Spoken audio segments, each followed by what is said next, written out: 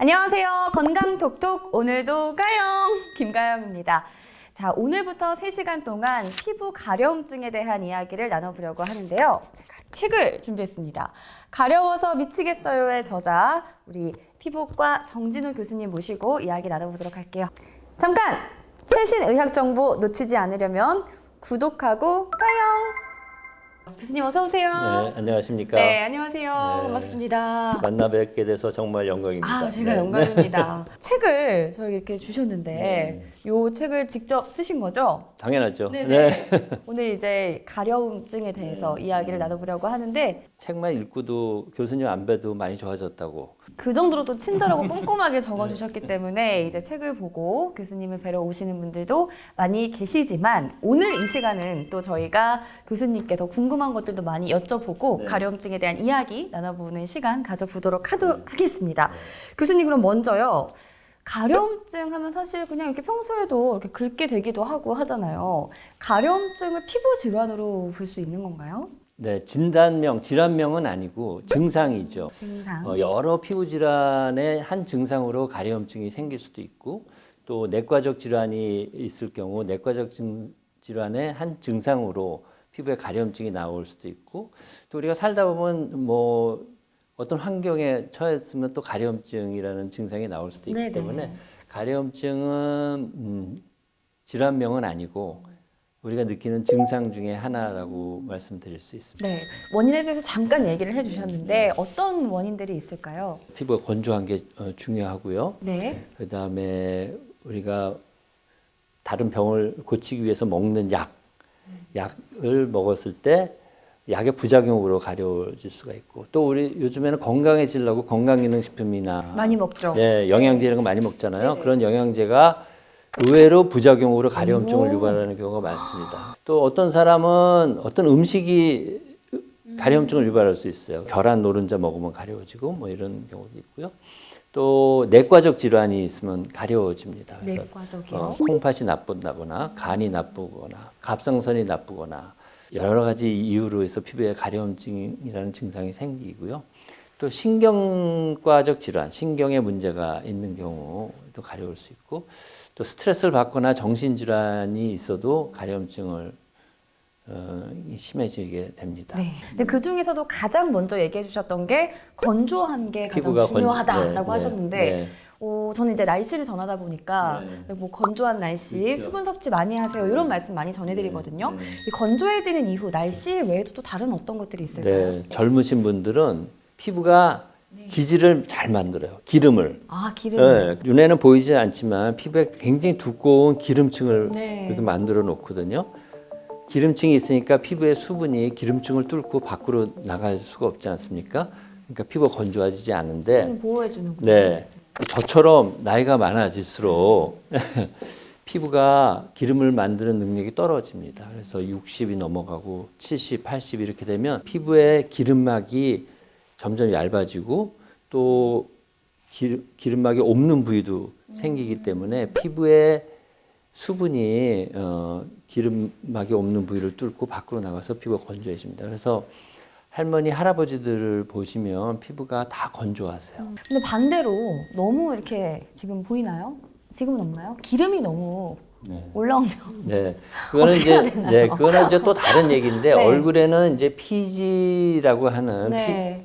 기름을 분비하는 피지샘이 있어가지고 얼굴에 기름이 많은 분은 이제 얼굴에 있는 피지샘에서 피지라는 기름을 많이 만들어서 이제 기름이 그죠. 많아지는 네. 거라서 피부에 수분 발산을 막는 피부 장벽, 우리가 피부 장벽이라고 하는데 그거와는 좀 다른 얘기가 그렇죠. 되겠습니다. 건조해지는 것도 걱정인데 또 기름이 생기는 것도 네, 걱정이고 그 두 가지는 가려움과 네, 직결되는 네, 것은 이제 노화. 그게 제일 흔한 원인이고요. 두 번째는 때를 미는 네. 습관입니다. 기름막이 피부의 가장 바깥층에 각질이라고 하는 각질층이 있는데 그 각질층에 존재하고 있거든요.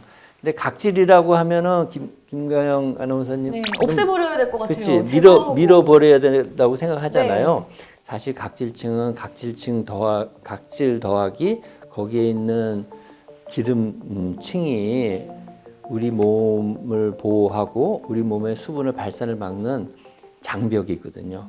근데 그거를 수건으로 밀어내면 기름막이 없어지니까 건조해지는 거죠. 그 다음에 비누질을 자주 하거나 오래 하거나 하면 비누의 성분이 하는 일이 뭐냐면 기름을 빼요. 또 기상캐스터시니까 겨울철이면 우리 우리 대기에 습도가 굉장히 떨어지는 건 아시잖아요. 대기의 습도가 떨어지면 실내 습도도 떨어지게 되고 실내 습도가 떨어지면 우리 경험상 빨래가 잘 마른다는 걸 압니다. 피부도 그래요. 피부도 같이 잘 마르죠. 네, 교수님 그럼 바로 이야기를 해볼게요. 어떤 해결책이 있을까요? 나이가 들면 이제 기름을 못 만든다고 그랬으니까 못 만들면 어떻게 해야 됩니까? 할 수 없이 발라줘야죠.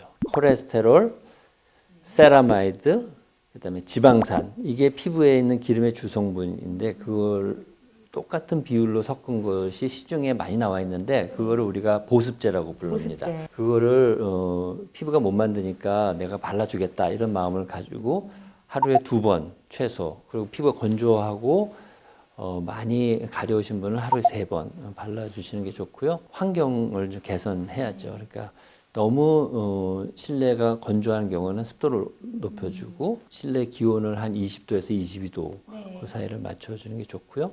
또 때를 밀거나 하는 나쁜 습관은 하지 않는 게 좋겠습니다. 보습제 잘 발라주고 습도 잘 맞춰주고 때를 너무 밀지 마라. 네, 물론 적당한 게 좋은 것 같습니다. 제가 그런데요, 교수님 이번 방송을 준비하다가 들은 내용이 교수님께서 2분 샤워를 말씀해 주셨다고 들었어요. 그리고 실제로 하고 계신다고. 네, 그렇죠. 그 방송할 때 저는 이제 미세먼지가 많을 때 말씀을 드리잖아요. 근데 미세먼지가 많고 그러면 좀 잘 오랫동안 씻어야 될 것 같은데 잘 털어내야 될 것 같은데 2분 샤워로 괜찮은가요? 피부는 굉장히 피부 장벽이 튼튼하고 웬만한 균이나 불순물이 피부 안으로 들어오지 못하게 만들어져 있습니다. 그리고 피부에 묻어 있는 그런 세균이나 먼지, 불순물, 오염물질 이런 거는 그냥 묻어 있는 거기 때문에 우리가 흐르는 물로 이렇게 닦으면 다 잘 닦이고요.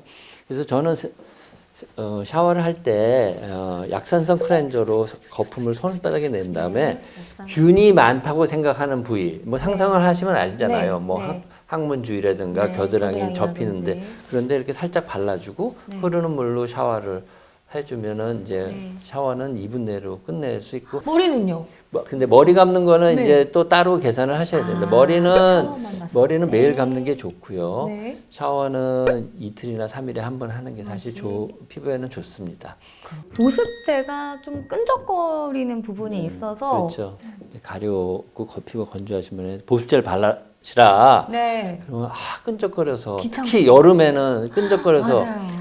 근데 그런 분들은 평생 가려우실 수밖에 없어요. 처음에 바르면 1, 2분은 끈적거릴 수 있는데 금방 흡수되기 때문에 끈적거리는 감은 금방 없어지고 계속 바르다 보면 피부가 이제 보들보들. 그리고 아까 말씀해 주셨던 게 또 샤워를 2번, 3번을 해주고 그쵸? 하루에 2-3번 아니죠. 일주일, 2-4일에 한 번 하죠. 그러니까 보습제는 한 번 바르고 아침에 바르고 저녁에 또 바르려고 샤워하시는 분이 있어요. 그걸 닦아내고 바르겠다고. 그러시면 절대로 안 되고요. 굳이 샤워를? 아침에 바른 보습제 위에 점심에 또 바르고 그 위에 저녁에 또 바르고 또 이틀에 한 번 하면 내일 또 바르고 그래서 한 5-6번 더 바른 다음에 한번 간단하게 2분 샤워. 그게 피부 건강에 좋은 겁니다. 저는 아예 제가 생각했던 거랑 다른 것 같아요. 왜냐면 저는 늘 샤워한 후에 보습제라고 생각을 했는데 굳이 샤워를 하고 보습제를 바르지 않아도 되고 평소에도 그냥 그러니까 샤워한 후에는 꼭 바르셔야 되고 꼭 바르시는데 그리고 샤워는 2-3일에 한 번 하기 때문에 그 사이에 아침, 점심, 저녁으로 바르시면 좋겠다. 그리고 또 요즘에 또 날씨가 쌀쌀해지면서 교수님이 진료 보시면서 특별히 강조하시는 게 있으시다면서요? 실내 습도를 높여라. 50%의 습도가 되도록 노력을 하시라고 말씀드리고요. 또 요즘 아파트에 너무 난방이 잘 돼서 겨울에도 반팔 입고 생활할 정도로 난방이 잘 되는데 그러면 기온이 올라가면 더 가려움증을 느끼기 때문에 환경을 조절하라. 따뜻한 방에서 이렇게 귤 까먹는 재미가 있는데 이것도 양보하라는 말씀이시죠? 아니 귤은 드시고 그다음에 너무 덥게 입지 마라. 내복을 입으시더라도 알겠습니다. 실내 온도는 좀 낮추는 게 좋겠습니다. 환경을 잘 맞춰놓으라라는 말씀이셨습니다. 교수님 오늘 좋은 말씀 감사드립니다. 감사합니다. 네, 건강톡톡 오늘은 일상 속 가려움증에 대한 이야기를 나눠봤는데요. 다음 시간에는 피부 건조가 아닌 다른 원인에 의한 가려움증에 대해서 알아보도록 하겠습니다. 건강톡톡, 그럼 가영이는 그만 가요.